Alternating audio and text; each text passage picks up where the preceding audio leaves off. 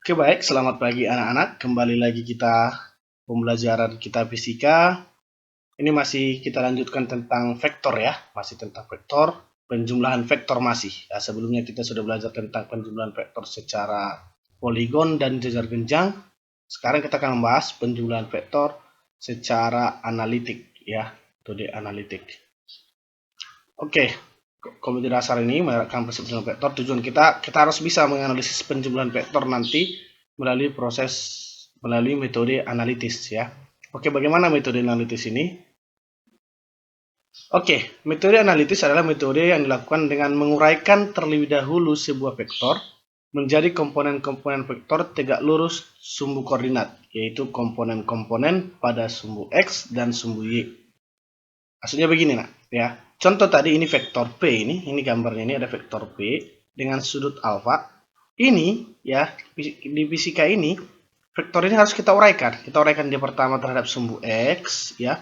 Kita uraikan terhadap sumbu X, kita buatlah namanya Px. Tadi vektornya P, kita dalam sumbu X dia Px ya, di dalam sumbu X. Baru kita uraikan lagi terhadap sumbu Y. Ini sumbu Y. Kita uraikan terhadap sumbu Y. Ini kita uraikan ke sini, tarik garisnya ke sini ya. Jadi kita buat Py. Oke, kita harus tahu mencari Px ini. Ya, kita harus ingat trigonometri di matematika ya. Nanti ini karena ditanya ini berarti ini samping per miring. Samping per miring. Nanti samping per miring itu cos ya. Cos sami. Jadi nanti karena ini samping ini miring berarti ini yang mencarinya hubungannya cos. Berarti makanya Px sama dengan P cos alpha. Untuk sumbu y-nya Py sama dengan kalau ini alpha ini juga alpha nah. Di matematika kan berseberangan dalam namanya ya. Kalau di sini alpha ini juga alpha gitu. Berarti ini depan, ini sisi depan, ini sisi miring. Depan per miring apa? Sin. Makanya Py itu sama dengan P sin alpha ya ini. Jadi kalau bisa ini vektor bisa dipindahkan ya. Ya vektor bisa dipindahkan asal jangan merubah arah. Jadi contoh ini kita pindahkan jadi inilah Px-nya. Ini pindahkan ke sebelah sini jadi P-nya. Inilah tadi P-nya. Kira-kira seperti inilah dia. Ya jadi kayak Pitagoras dia nanti ya nak ya. Oke, itu tentang itu ya. Oke, kita lanjut. Nanti besar vektor dan arahnya dapat ditentukan dengan persamaan berikut. Nanti P vektor sama Px kuadrat tambah Py kuadrat. Ya, jadi berapa nilai Px-nya nanti, berapa Py-nya, itulah nilai besarnya. Ini karena kebetulan satu, ya kan? Nanti kalau banyak ada bisa kita lihat, kita uraikan ya. Oke, coba biar lebih jelas kita perhatikan dulu contoh soal ini. Ini cukup gampang ya nanti nak ya. Oke, katanya begini. Vektor P sebesar 21-an membentuk sudut 60 derajat terhadap sumbu X positif. Tentukan komponen-komponen vektor tersebut pada sumbu X dan sumbu Y. Oke, berarti kita diketahui apa? P-nya, vektor P-nya berapa? 21-an, θ-nya 60 derajat. Ya, sudutnya 60 derajat. Oke, coba kita gambarkan. Kalau kita gambarkan kira-kira soal itu jadi seperti ini itu. Ya, ada vektor P. Ya. Ada vektor P. Dan ini ada Px. Ya, ada Px.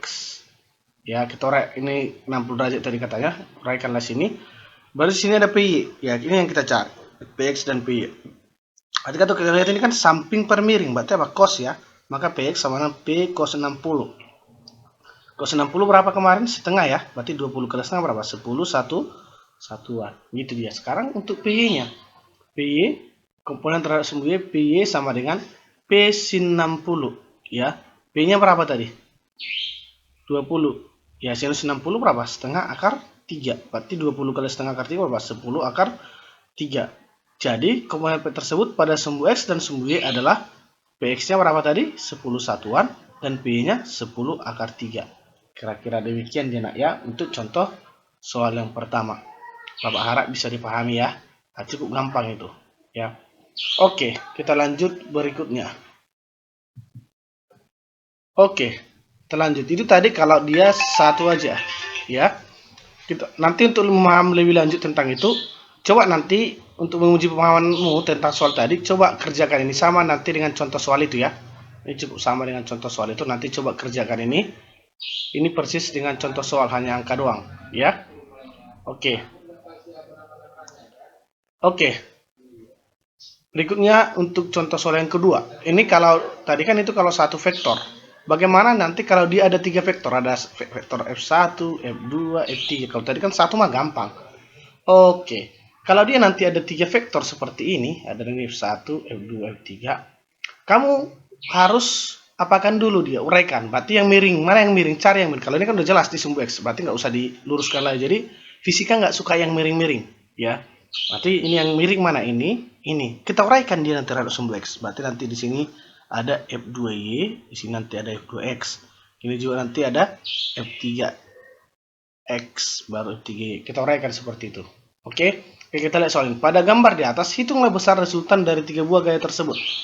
Oke, kita cari dulu. Kita lihat komponen F1. F1X sama dengan berapa nih? 14, karena udah sumbu X. F1Y nggak ada, karena kan nggak ada di sumbu ini. Kan ini udah lurus di sini. F1Y-nya 0. Oke, komponen F2. F2 nih, kita uraikan dulu nih. Nanti kita uraikan ke sini. Berarti uraikan nanti di sini jadi apa? Ada di sini apa? F2X, ya kan? F2Y di sini. Di sini ada F2X. Mencari F2X apa? Berarti F2X di sini nanti kan samping per min cos. Berarti cos 60 sama dengan F2X per F2. Kan sisi miringnya. Berarti cos 60 sama 2X per 10. Maka F2X sama 10 kali cos 60. Cosinus 60. Masukkan nanti ya. Nah, kita masukkan. Oke, sekarang sin untuk mencari nih. F2Y sama dengan 10. Sin 60 sama dengan F2Y per F2. Kenapa sinus 60? Karena ini 60, ini juga 60 di sini. Jadi kan depan per miring, ya. Sin 60 sama dengan F2Y per 10, maka F2Y sama 10 sinus 60. Itu ya. Kita lanjut. Kita sekarang cari komponen F3. Yang ketiga ini kan untuk ini. F3 ini. F3 tadi 8 akar 3. Kita masukkan. Jadi cos 30 sama dengan F3X per F3. Cos 30 sama dengan F3X per 8 akar 3. Maka F3X sama dengan 8 akar 3 kosinus 30. F3X sama dengan 8 akar 3 kali setengah akar 3. F3X sama dengan 4 akar 3 kali akar 3. 3 ini kan 3 ya. Akar 3 kali akar 3 3. 4 kali 3 12. Itu juga dengan F3Y ini, mencari F3Y. Kan tadi sin dia. Sin 30 sama dengan F3Y per F3. Sin 30 sama dengan F3Y per 8 akar 3. F3Y sama dengan 8 akar 3 kali sinus 30. F3Y sama dengan min 8 akar 3 kali setengah. F3Y sama dengan min 4 akar 3. Kenapa min? Karena dia ke arah apa tadi? Nah, kenapa kita buat min ini? Ke sebelah sini. Kiri negatif, kanan positif. Gitu ya. Oke, maka sigma fx ya. Maka sigma fx cari dia di sumbu x. Fx-nya berarti apa? F1 tambah F2x tambah F3x. F1-nya tadi 14. F2x-nya berapa tadi? Min 5. Dari sini tadi kalau kita hasilkan ini. Nanti kalau kalikan kan cos 60 setengah. F2x kali setengah minus 5 ini. Ini nanti apa? 10 kali sini ini 5 akar 3. 160 kan setengah akar 3 ya. Teruskan di bawahnya. Oke. Jadi nanti masukkan. Ini tadi 14 kurang 5 kurang 12. Berarti 14 kurang 17 berapa? Minus 3. F3Y-nya 0 tambah berapa tadi? 5 akar 3 tadi F2Y kan? Tambah minus 4 akar 3. Jadi 5 kurang 4 akar 3. Udah tinggal masukkan aja. Maka resultan sama dengan akar dari jumlahkan yang di sumbu X, jumlahkan yang di sumbu Y tadi kan ini sigma fx. Sigma fx kuadrat tambah sigma y kuadrat. Sumbu X-nya minus 3 kuadrat tambah 3 kuadrat.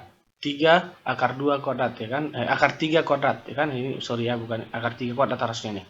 9 tambah 3 akar 12 berarti 2 akar 3. Itu dia nak ya.